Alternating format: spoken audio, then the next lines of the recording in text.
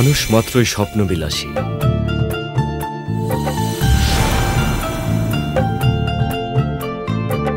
আর এই স্বপ্নকে পুঁজি করে কিছু বিত্তশালী মানব পাচারকারী।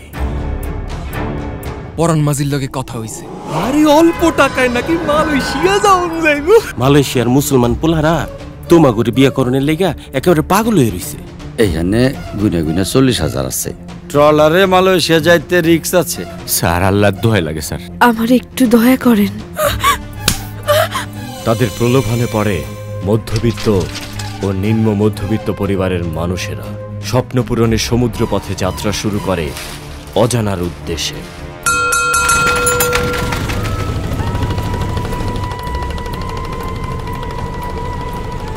কেউ জানে না তাদের আসল গন্তব্য।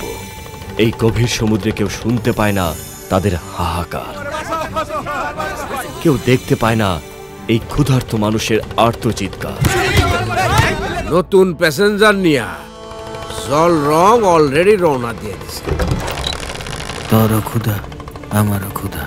রোহিঙ্গাদের শরীর টিকা এই সমস্ত মূল্যবান অঙ্গ প্রত্যঙ্গ আলাদা করে চড়া দামে বিক্রির বন্দোবস্ত করছি।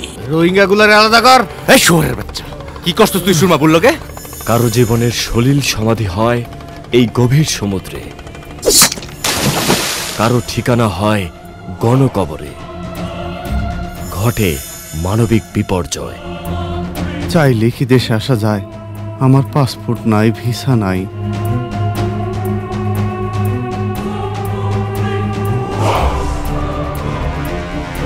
যা আজকের পৃথিবীতে এক ভয়াবহ বৈশ্বিক সমস্যা, সবকিছুর এক বাস্তব প্রতিচ্ছবি।